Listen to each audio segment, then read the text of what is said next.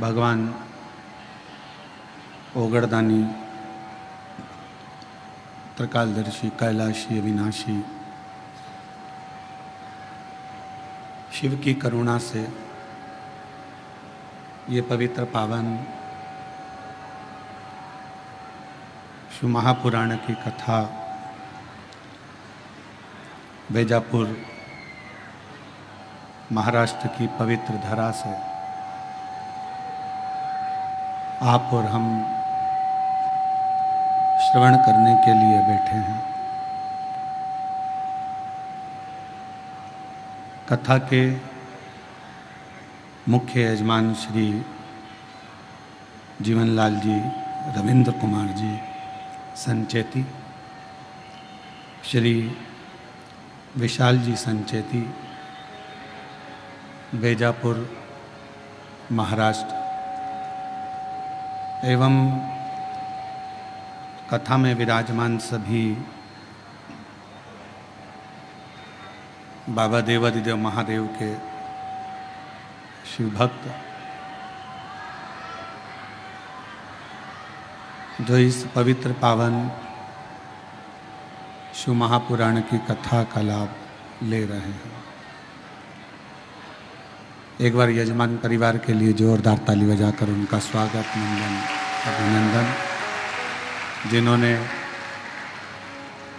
इस पवित्र पावन शिव महापुराण की कथा को दिव्यता और भव्यता के साथ आयोजित किया। पूरी परीक्षा इंद्रदेव ने भी इस कथा की ली है और लगातार जलवृष्टि भी होती रही और कथा की तैयारी भी होती रही। कथा मंडप में विराजमान सभी संत, साधु एवं राजनेता, अधिकारी सभी को साधुवाद देता हूँ जो इस पवित्र पावन कथा का लाभ लेने के लिए यहाँ विराजमान हुए। और तेरी कृपा बिना नहीं एक भी अणु लेते हैं श्वास, तेरी कृपा से तनु तनु बखान क्या करूं मैं लाखों के ढेर का, चुटकी भभूत मेरे खजाना कुबेर का। गंगाधार मुक्ति द्वार ओमकार तू, भोले ओमकार तू, आयो शरण तिहारी शंभो तार तार तू। भगवान शिव जो संपूर्ण जगत का कल्याण करने वाले हैं,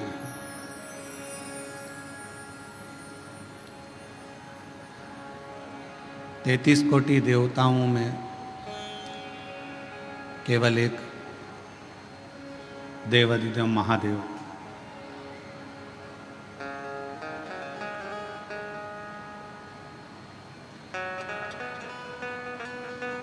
जिनको दुनिया का कोई ठाठ, दुनिया का कोई आडंबर, दुनिया का कोई दिखावा पसंद ही नहीं आता।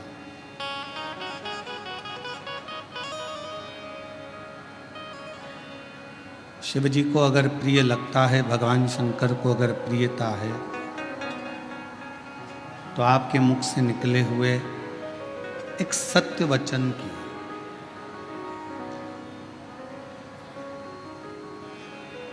शिव को प्रियता है तो केवल आपके मुख से निकले हुए एक सत्य वचन की। इसलिए शायद शिव जी को सत्यम शिवम सुंदरम कहा, जहाँ सत्य बसता है, वहाँ शिव जी का निवास होता है, भगवान शंकर का निवास होता है।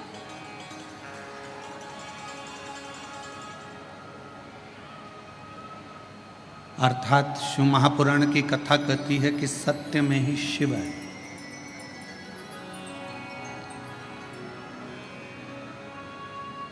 और उसको ढूंढने जाने के लिए कहीं पर भी जरूरत नहीं है।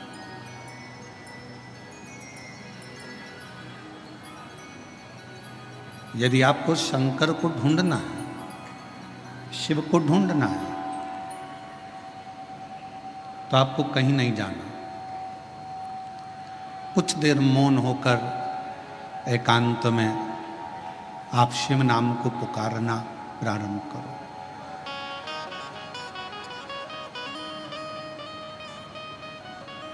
पंचाक्षर मंत्र नमः शिवाय, षडाक्षर मंत्र ओम नमः शिवाय, आप जब भीतर से पुकारोगे, अंदर से पुकारना प्रारंभ करोगे, तो शिव महापुराण की कथा कहती है कि आपके अंदर ही शिव का दर्शन एक ना एक दिन बाबा भोलेनाथ जरूर करा देते। और मैंने तेरे ही भरोसे बाबा, तेरे ही भरोसे हवा बिच उड़ती जावागी, बाबा डोर हतो छठी नामे कटी जावागी। भोले मैं तेरी भजन, शंभू मैं तेरी भजन, हवा बिच उड़ती जावागी, बाबा डोर हतो छठी नामे कटी जावागी। शिव महापुराण की कथा कहती है कि दुनिया का सबसे बेकार दिन कौन सा होता है?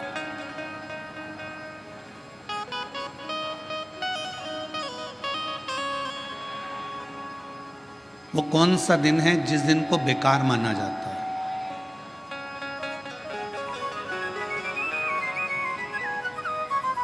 शिव महापुराण की कथा कहती है दुनिया का सबसे बेकार दिन उस दिन माना जाता है जिस दिन आपके चेहरे पर मुस्कुराहट ना हो और आपके मुख पर भगवान का नाम ना हो।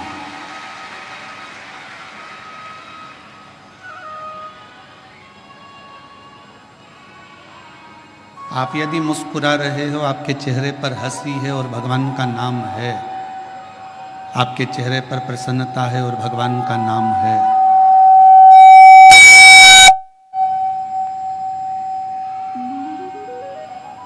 आपके चेहरे पर प्रसन्नता है और आपके मुख पर भगवान शिव का नाम है, हरि विठ्ठल, पांडुरंगा, श्री विठ्ठल, रुक्माई, संत ज्ञानेश्वर, संत तुकाराम जी महाराज, संत नामदेव जी महाराज, या किसी भी रूप में भगवान का कोई भी नाम यदि आपके मुख पर है और आपके चेहरे पर यदि कितना भी टेंशन हो, कितनी भी चिंता हो, कितना भी चिंता, कितना भी टेंशन हो, और उसके बाद भी तुम्हारा चेहरे पर अगर स्माइल है, मुस्कुराहट है, तो समझ लेना कि आज आप सबसे ज्यादा शिव के करीब में।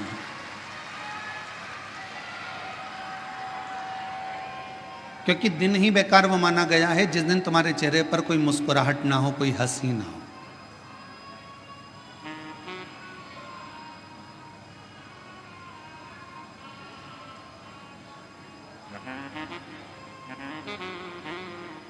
आपके चेहरे की प्रसन्नता भगवान के करीब में लेकर जाती है। एक बात का स्मरण रखिएगा, मैया यशोदा जी ने श्रीमद् भागवत कथा में आपने श्रवण किया होगा, भागवत जी में आपने सुना होगा कि मैया यशोदा जी ने एक बार भगवान कृष्ण पर छड़ी उठा ली थी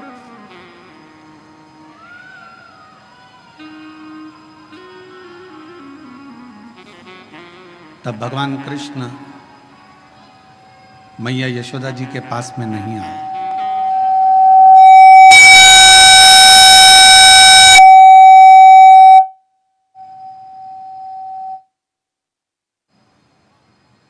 जब मैया ने छड़ी उठाई तो भगवान कृष्ण मैया यशोदा जी के करीब में नहीं आए, मैया यशोदा जी के पास नहीं आए।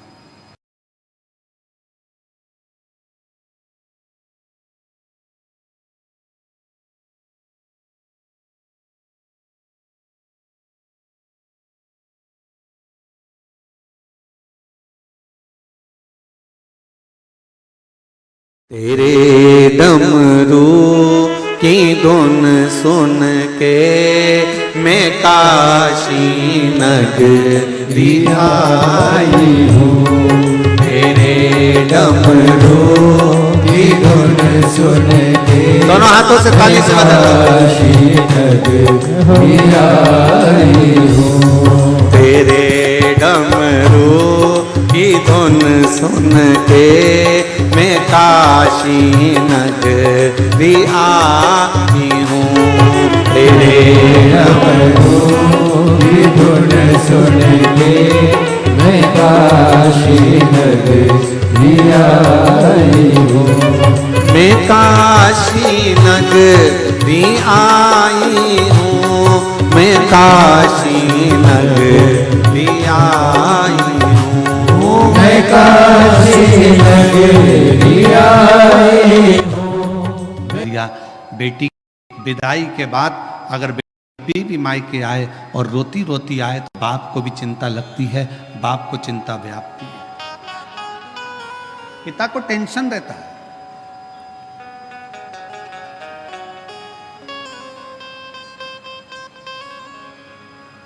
अच्छा घर देखा, अच्छा परिवार देखा, अच्छी खुशियां देखी, उसके बाद भी बेटी के चेहरे पर प्रसन्नता नहीं।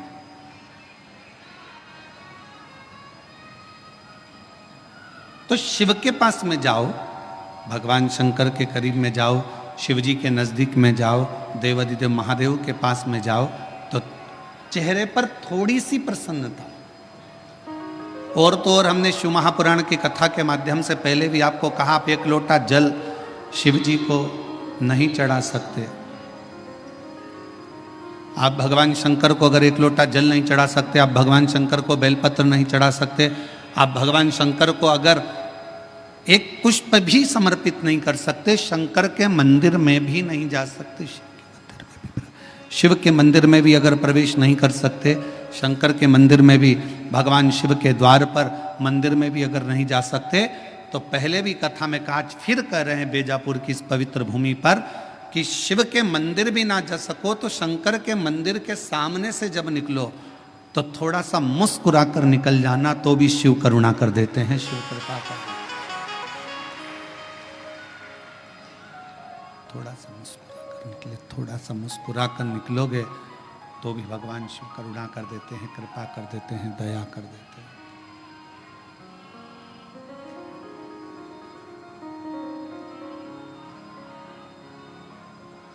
शिव करुणा सागर है, शिव दया सागर है, शिव कृपा सागर है।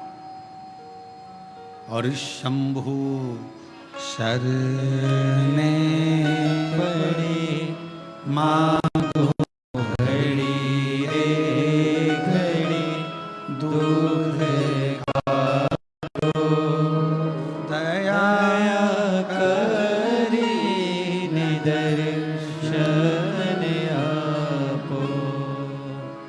शंभु शरण पड़ी मांगो घड़ी रे घड़ी, दुख काटो दया करी निदर्शन आपो। बेजापुर की इस कथा का नाम बेलपत्र शिव पुराण दिया। उसका कारण एक ये भी रहा कि आने वाला जो समय है वो श्रावण का महीना है।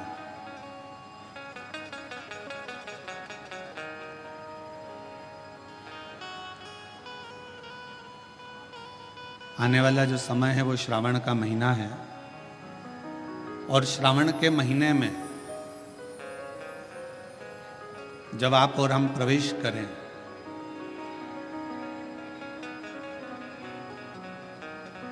तो आपको और हमको ये मालूम होना चाहिए कि बेलपत्र की महत्वता क्या है।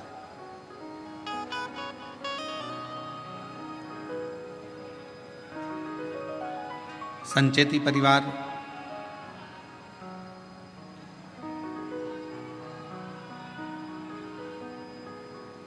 आज जो ये पवित्र शिव महापुराण की कथा को प्रारंभ करा है, मैं संचेती परिवार को तो बधाई देता ही हूँ, साथ में संपूर्ण देशवासियों को बधाई देता हूँ कि आज गुप्त नवरात्रे के पहले दिन से ये शिव पुराण की कथा प्रारंभ हो रही है। और आप सबको मालूम होगा 4 नवरात्रे होते हैं।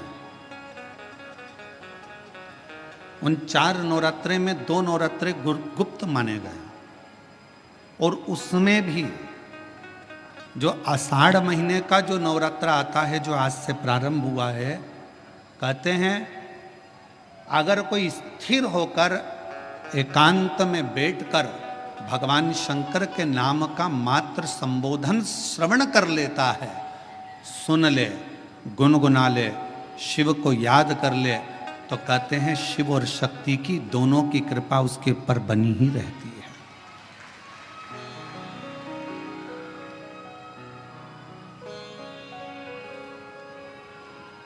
और आज वही नवरात्रे, गुप्त नवरात्रे से ये शिव कथा संचेती परिवार में प्रारंभ हुई। और उसमें परिवार को तो साधुता है, पर साथ में बेजापुर वालों के भी कोई 2 लोटे जल का कमाल है, ये पक्का है।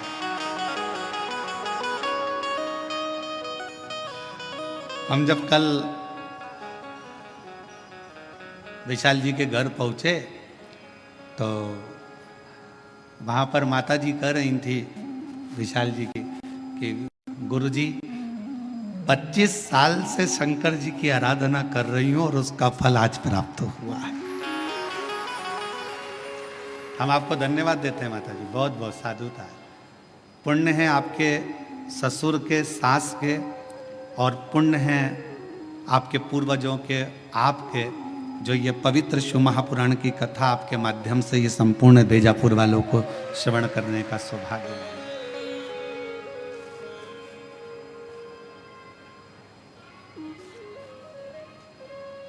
और वो भी इस पवित्र नवरात्रि के अवसर पर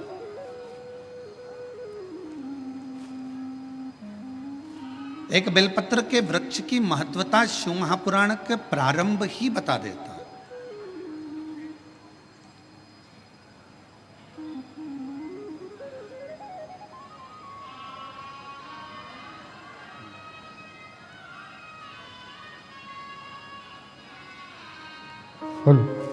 तो जय श्री राधे।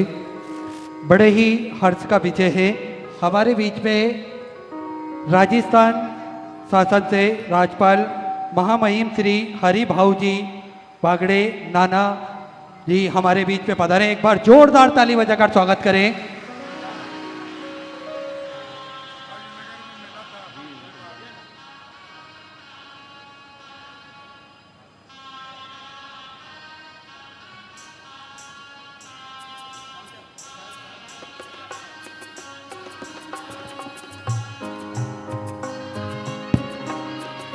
बड़े ही सुंदर ये क्षण जिसमें हम सभी स्वागत का क्रम देखते हुए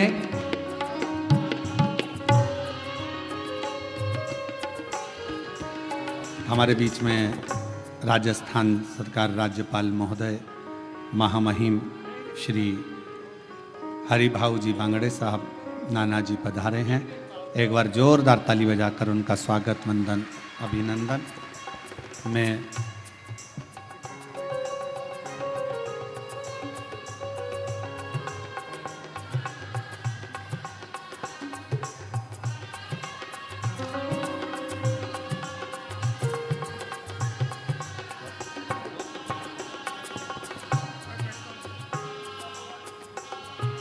कथा कर रहे हैं।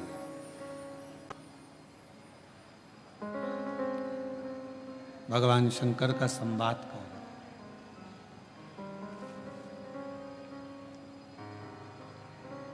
कि बेलपत्र शिव महापुराण की शुरुआत ही भगवान शंकर की शिव महापुराण की कथा के महत्तम से हो जाती है। महत्तम जिसमें देवराज जी का चरित्र आ जाता है।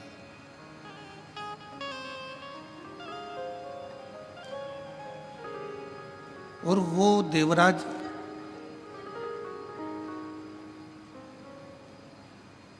जिसने जीवन भर कोई अच्छा कार्य नहीं किया,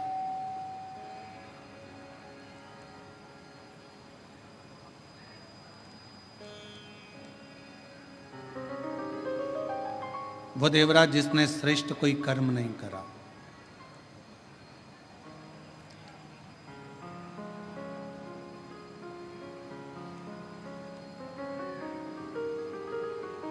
वो देवराज जो ब्राह्मण कुल में जन्म तो ले लिया पर ब्राह्मण कर्म से वंचित रहा।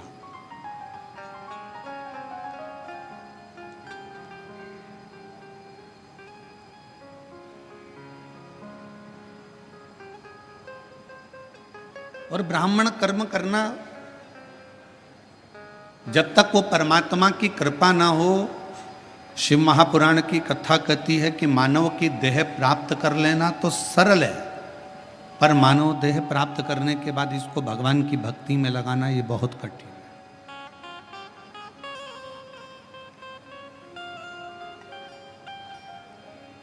देह मिल जाएगी बहुत सरलता में। आपने कोई पूजन अधिक करी है, पाठ अधिक करा है, मंत्र जाप करा है, भोजन कराया, भूखे को प्यासे को पानी पिलाया, किसी की शिक्षा की व्यवस्था, किसी की चिकित्सा की व्यवस्था जो तुमने करी, तो उससे हो सकता है कि तुम्हारे जीवन में थोड़ा पुनः फिर वापिस मानव का शरीर मिल जाए, मनुष्य की देह मिल जाए, मना नहीं। पर मानव देह मिल जाना एक अलग विषय है, और मानव देह प्राप्त करने के बाद वापिस भगवान की भक्ति को कर लेना, भगवान के भजन को धारण कर लेना, भगवान के स्मरण को धारण कर लेना, ये कठिन।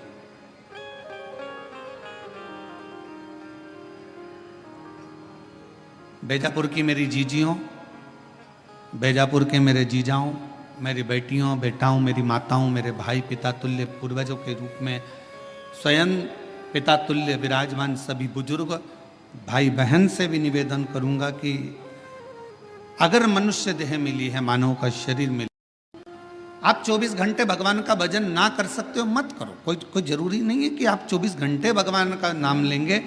21,600 श्वास जो मानव की देह में मिली है, मनुष्य शरीर में मिली है, इस 21,600 श्वास में से अगर मात्र 600 श्वास भी आप भगवान शंकर को और अपने इष्ट भगवान राम या कृष्ण, जिसका आप गुणगान करते हो, हरि विठ्ठल पांडुरंगा, जिसको आप भजते हो, उसको अगर मात्र 21,000 जो 600 श्वास मिली है उसमें से मात्र 600 श्वास भी आप अगर परमात्मा को दे रहे हो, तो समझ लेना कि 21,000 श्वास से आपकी वैसे ही सिद्ध होती चली जा रही, वैसे ही सिद्ध। आप जितना जितना भगवान की भक्ति में, जितना जितना भगवान के भजन में, जितना जितना भगवान के नाम में, जितना जितना भगवान के स्मरण में इस जिह्वा को, इस शरीर को, इस मन को लगाएं।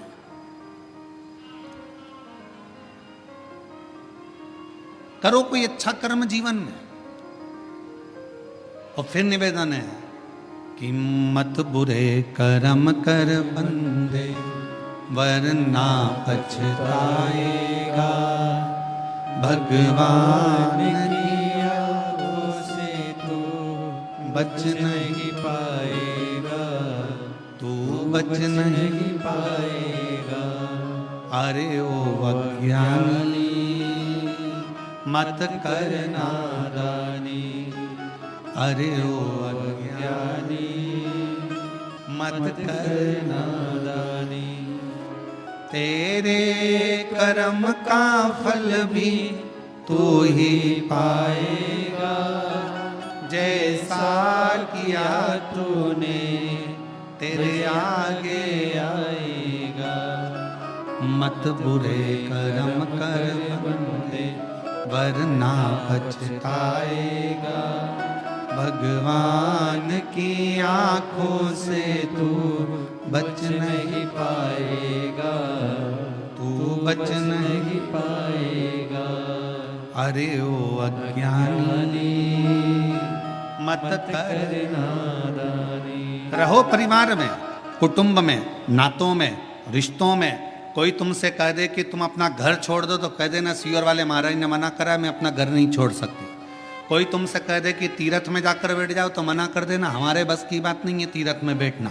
कोई तुमसे कहे किसी नदी के तट पर जाकर बैठ जाओ, सन्यासी बन जाओ, संत बन जाओ, साधु बन जाओ, तपस्वी बन जाओ, साधक बन जाओ, उपासक बन जाओ, मना कर देना, हमारे बस का कुछ भी नहीं है। शिव महापुराण की कथा तो कहती है शंकर का एक तत्व अपने भीतर धारण करो। शिव जी अपनी अर्धांगिनी धर्मपत्नी के साथ रहते हैं, शिव जी अपने बच्चों के साथ रहते हैं। 33 कोटि देवताओं में केवल एक देवाधिदेव महादेव ऐसे हैं जो अपने पूरी विथ फैमिली पुजाते हैं। विथ फैमिली, पूरा परिवार। भगवान शंकर किसी देवता का परिवार पूरा पूछते हुए बता दो। 33 कोटि देवताओं में केवल एक शंकर भगवान हैं जिनकी धर्म पत्नी को भी पूजा जाता है, जिनके पुत्र श्री गणेश जी को भी पूजा जाता है, जिनके पुत्र श्री कार्तिकेय बाबा को भी पूजा जाता है, जिनकी बहुएं रिद्धि सिद्धि भी पूजा जाती है, जिनकी बेटी अशोक सुंदरी भी पूजा जाती है, जिनकी कन्याएं जया, विषहरा, सामरीबारी, दौतली देव भी पूजा जाती है, जिनके पोते शुभ और लाभ पूजा जाते हैं, जिनके परपोते अमोद और प्रमोद पूजा जाते हैं। जरा विचार करिएगा कि 33 कोटि देवताओं में केवल एक देव है, देवाधिदेव महादेव, जो अपनी फैमिली के साथ फुल एंजॉय में, आनंद में जिंदगी जीने का तरीका सिखाते हैं। केवल शिव। और आज का व्यक्ति बाहर एंजॉय करने का तरीका ढूंढता है। मैं दोस्तों के साथ जाऊंगा, वहां घूमने जाऊंगा, वहां ऐसा करने जाऊंगा, वहां मुझे खुशी मिलेगी। पत्नी को छोड़ दो घर में, पत्नी रह गई घर में, चलेगा दोस्तों के साथ एंजॉय करने के लिए, और मालूम पड़े कि वहां करा क्या, थोड़ा सा नशे का पान करा, कमरे में पड़े रहे और शुद्धि चली गई। दोस्तों ने विचार करा, पैसा लाया था खत्म हो गया, होटल वालों ने कहा चलो समाप्त हुआ पैसा, तुम भी बाहर निकलो, चलो यहाँ से, और निकाल दिया। अगर एंजॉय करना है, मेरे शिव जी कहते हैं अपनी अर्धांगिनी पार्वती के साथ शंकर भगवान विराजमान है, अपने बच्चों के साथ शिव जी विराजमान है, अपने परिवार के साथ शंकर भगवान विराजमान है। शिव जी कहना चाहते हैं कि अपनों के साथ में रहकर जो खुशी का आनंद है वो आनंद दुनिया में कहीं नहीं मिल सकता है। अपनों की श्रेष्ठता में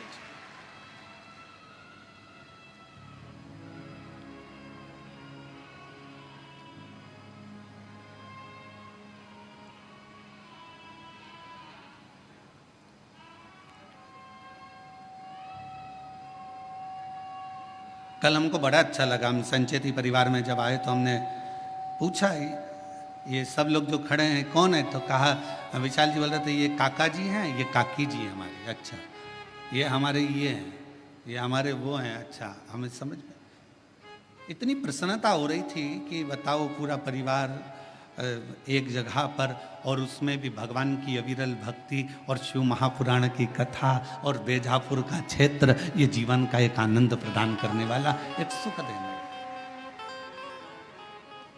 रखो। और शंकर जी के परिवार में एक चीज और है, थोड़ा सावधानी रखिएगा, सबको निभा के चलना है। जगत जननी दुर्गा भवानी बैठती है काय पर, जम के बोलो, शेर पर। शंकर भगवान बैठते हैं नंदी पर, शिव जी के गले में सर्प, गणेश जी चूहे पर, कार्तिकेय जी अरे बोलते तो जाओ मोर पर। हमें भी तो मालूम पड़े, बेजापुर में सबकी आवाज मवाज तो ठीक है। अगर जीजियों की आवाज डाउन होगी तो दिक्कत हमको होगी हो, तो थोड़ा सा दमदारी से बोलो। कार्तिकेय जी काय पर बैठते हैं? मोर पर। अब भाई आवाज इतनी जोरदार आवाज में बोला करो, घर जाके नजर भी उतरवा लिया करो।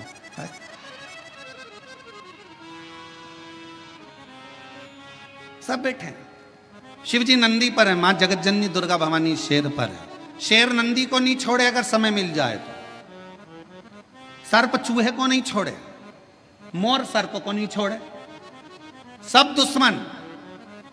पर घर में एक बुजुर्ग, घर में एक बड़ा ऐसा होता है, उस बुजुर्ग के, उस बड़े के होने का सबसे बड़ा फल यह होता है कि शेर नंदी को नहीं, सर्प चूहे को नहीं, मोर सर्प को नहीं खा सकता, क्योंकि वहां बुजुर्ग का कंट्रोल, घर के बड़े का एक संयम इतना प्रबल होता है कि एक दूसरे को कोई नुकसान नहीं पहुंचा सकता,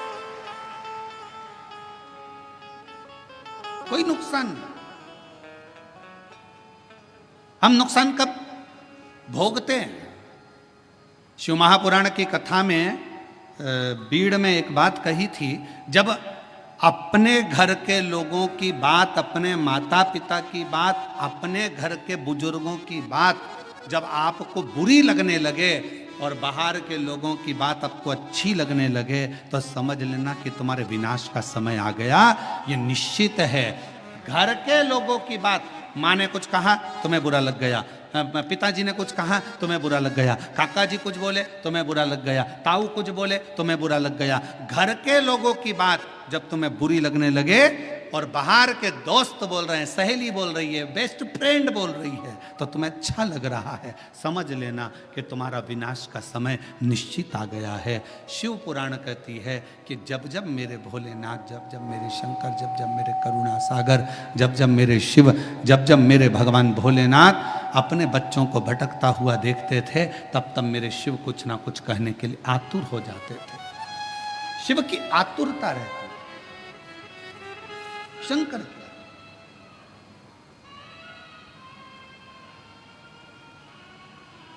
शिव की आतुरता रहती, और शिव शिव है।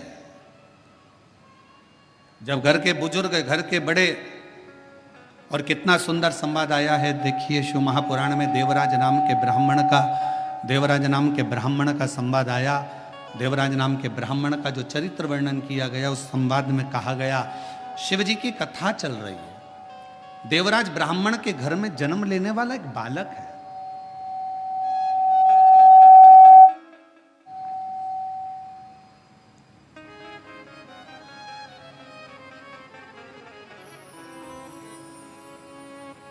सभा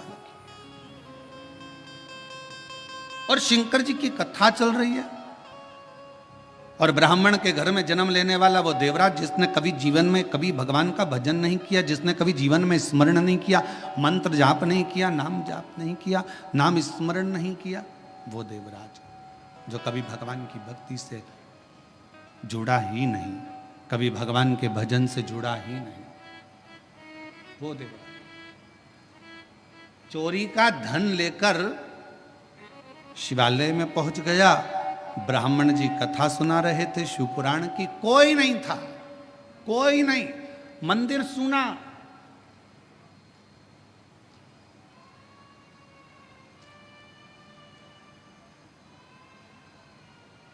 शिव महापुराण का सबसे बड़ा श्रोता कौन है?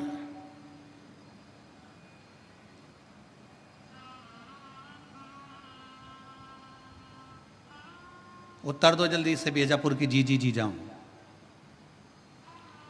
शिव महापुराण का सबसे बड़ा श्रोता कौन है? शिव पुराण को सुनने वाला सबसे बड़ा श्रोता, श्रीमद् भागवत कथा को सुनने के लिए सबसे बड़े श्रोता थे राजा परीक्षित। रामचरितमानस को सुनने के लिए सबसे बड़े श्रोता थे काशी नरेश। पर शिव महापुराण का सबसे बड़ा श्रोता कोई मानव नहीं, कोई मनुष्य नहीं, शिव महापुराण का सबसे बड़ा श्रोता स्वयं देव अधिदेव महादेव शंकर और पार्वती है। शिव श्रेष्ठ श्रोता बनकर बैठे हैं, श्रेष्ठ श्रोता बनकर।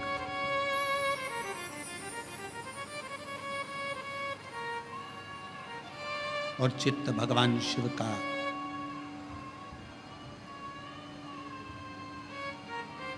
जिस स्थान पर देवराज नाम का ब्राह्मण शिवालय के अंदर पहुंचा है, उस शिवालय में भी कोई श्रोता कथा सुनने वाला नहीं है।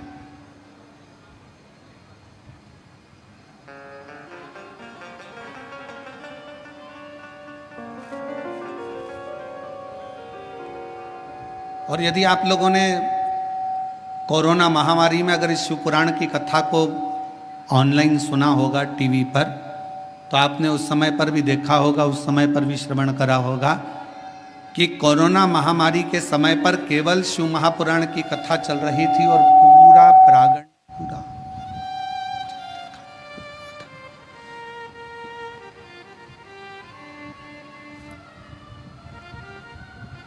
शिव महापुराण की कथा चल रही थी और पूरा क्षेत्र, पूरा हॉल खाली रहता था।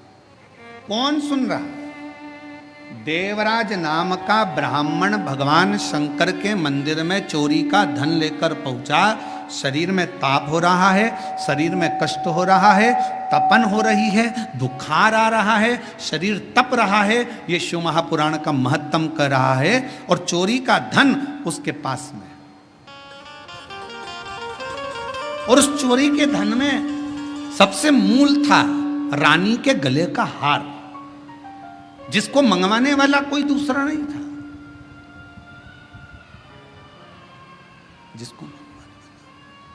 जिसको मंगवाने वाला कोई दूसरा नहीं था, जिसको मंगवाने वाली केवल देवराज ब्राह्मण जिस एक पर स्त्री के संग में लग गया था, उस पर स्त्री ने उस देवराज से कह दिया था कि मुझे रानी के गले में जो हार पड़ा हुआ है वो हार मुझे ला कर दे।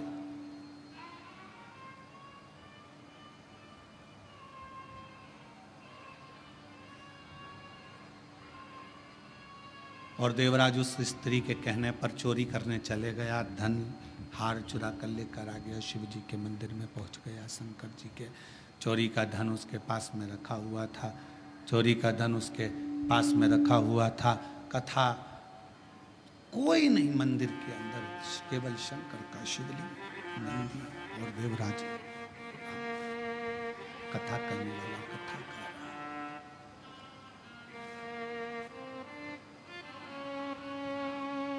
कथा करने वाला कथा कर रहा है।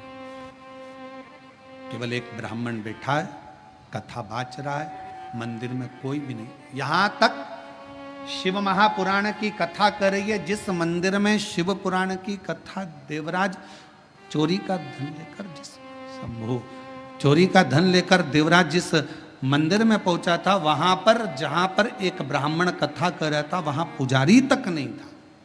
वहां पर कोई पुजारी नहीं, कोई पुजारी है ही नहीं। केवल शंकर भगवान का शिवलिंग है, नंदी है और देवराज चोरी का धन लेकर बैठा हुआ है।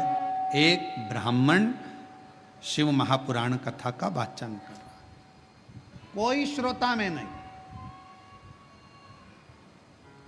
और भगवान शंकर ने मां पार्वती जी को यह कहा है, पार्वती सुनो, जहां पर शिव महापुराण की कथा होती है, श्रवण करने के लिए जो पुरुष और स्त्री, बेटा और बेटी, नर नारी, गंधर्व, अप्सरा, देवता शिव महापुराण की कथा को अगर श्रवण करने के लिए जाते हैं, तो वहां केवल संसार का मनुष्य, संसार का मानव ही नहीं रहता। वहां पर स्वयं शिव कहते हैं कि मैं और शक्ति दोनों उस कथा को श्रवण करने के लिए उस मनुष्य के रूप में पहुंच गए।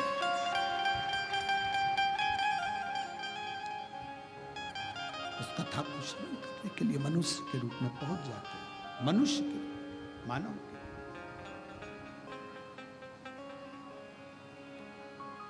अब जितने भी श्रोता भाई बहन इस कथा को श्रवण करने के लिए आए हैं, जितने भी श्रोता भाई बहन इस कथा को सुनने के लिए आए हैं, कथा श्रवण करने के लिए बैठे हैं, तो आप सबसे निवेदन है, आप कोई साधारण व्यक्ति नहीं है, आप कोई साधारण नहीं है।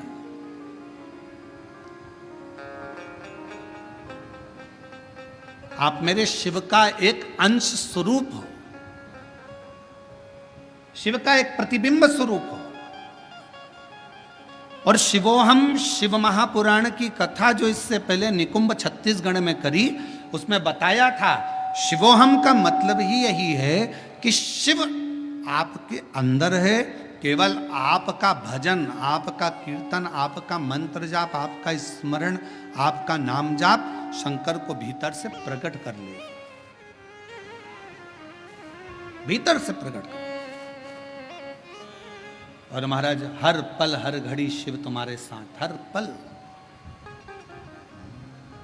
तेरे सिर पर भोलेनाथ फिकर फिर क्या करना, तेरे सिर पर भोलेनाथ फिकर फिर क्या करना, क्या करना फिर क्या करना, क्या करना फिर क्या करना, तेरे सिर पर भोलेनाथ फिकर फिर क्या करना, तेरे सिर पर भोलेनाथ फिकर फिर क्या करना, सिर पर भोलेनाथ फिकर फिर क्या करना, तेरे सिर पर भोलेनाथ फिकर फिर क्या करना, क्या करना फिर क्या करना, क्या करना फिर क्या करना, क्या करना फिर क्या करना, क्या करना फिर क्या करना, तेरे सिर पर भोलेनाथ फिकर फिर क्या करना, तेरे सिर पर भोलेनाथ फिकर फिर क्या करना, तेरे सिर पर भोलेनाथ फिकर फिर क्या करना। दोनों हाथों से ताली से बजते हुए पर भोलेनाथ फिकर फिर क्या करना।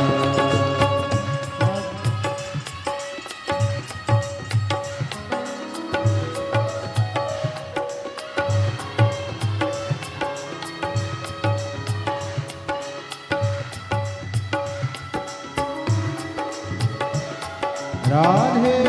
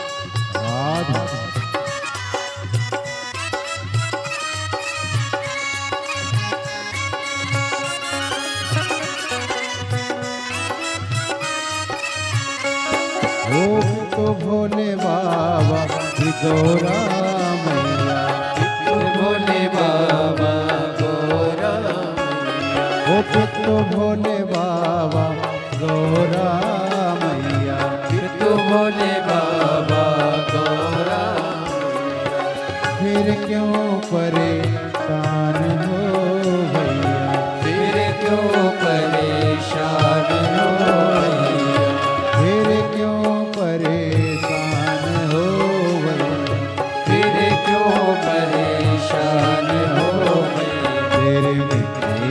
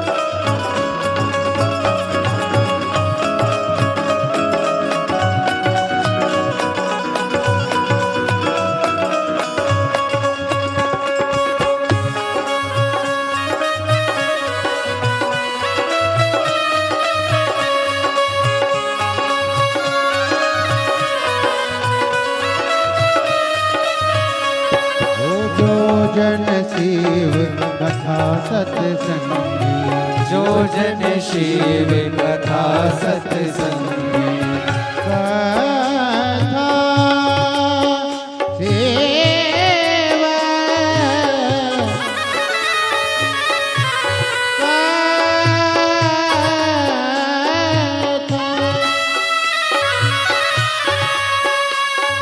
गर सरे सन सन धनि कप दप कम पम गम गर गर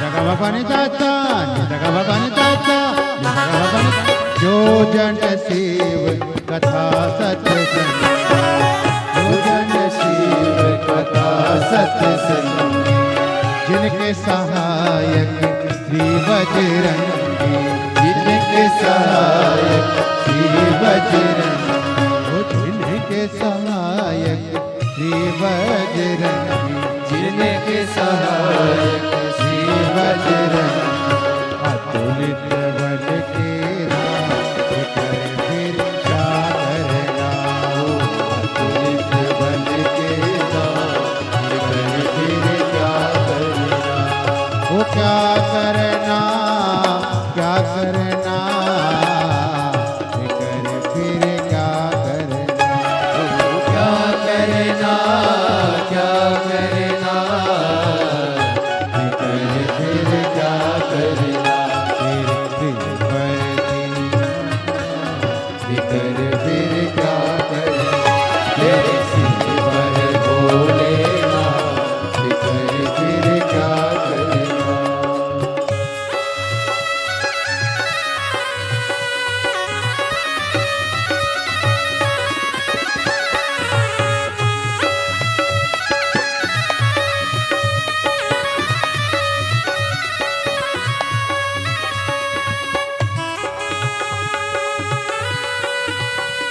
राधे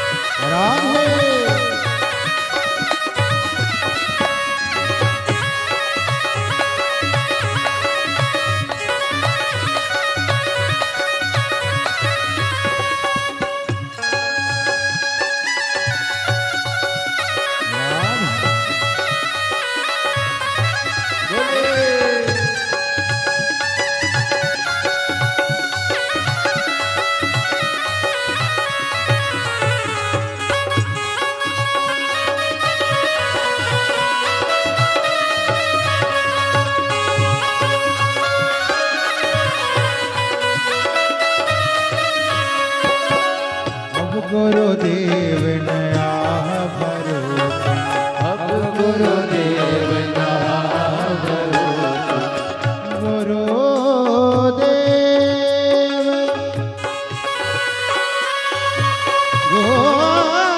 गुरुदेव आए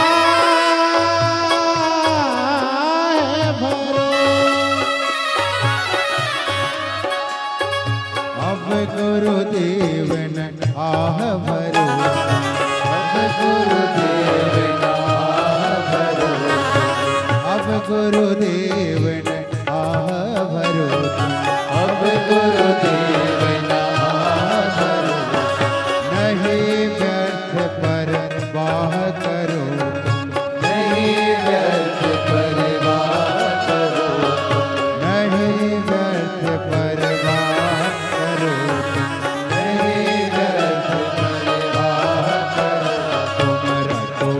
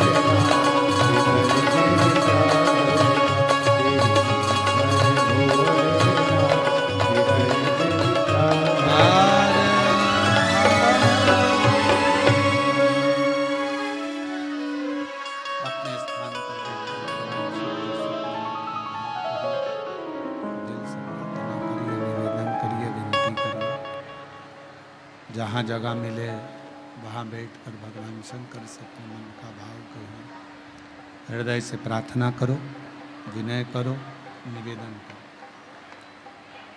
बारिश थोड़ी तेज है, जो लोग गीले हो रहे हैं उनसे निवेदन है जो सूखी जगह है वहाँ जाकर बैठें, गीले ना हो। जहाँ जहाँ पर सूखा सूखा जगह हो वहाँ बैठें। बारिश थोड़ा तेज है, इसलिए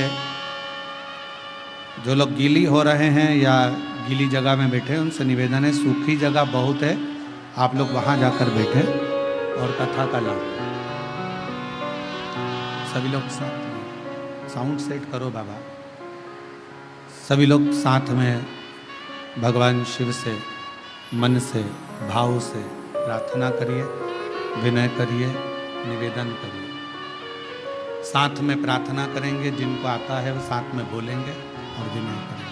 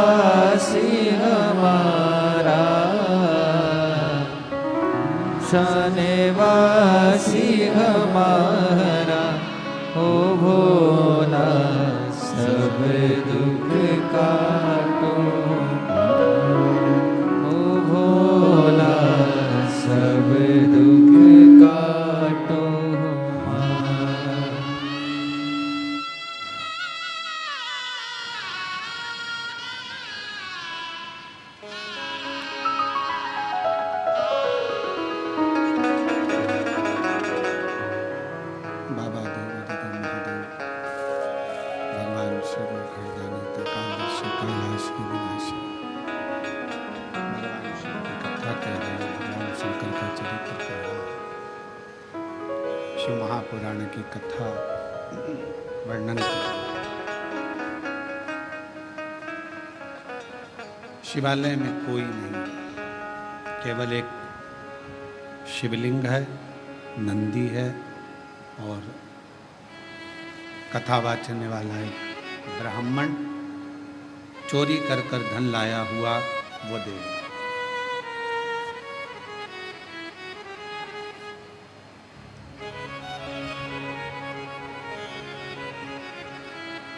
कई लोगों का एक प्रश्न रहता है, गुरुजी हम अकेले मंदिर जाते हैं, मेरे घर का मैं अकेला शिवालय जाता हूँ, पूजन करता हूँ, आराधना करता हूँ, अर्चना करता हूँ, शिव भक्ति करता हूँ, शिव आराधना करता हूँ, शिव पूजन करता हूँ, पर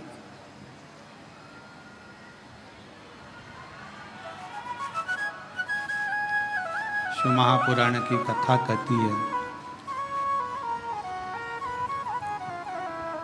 कि शंकर का जो भक्त है,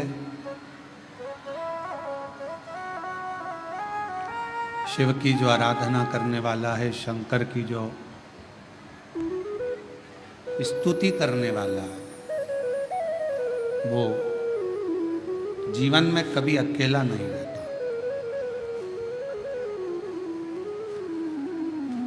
माँ के गर्भ में बच्चा आता है, गर्भ में जब बच्चा आता है उस समय से शिव उसकी धड़कन के रूप में उसके अंदर विराजमान है।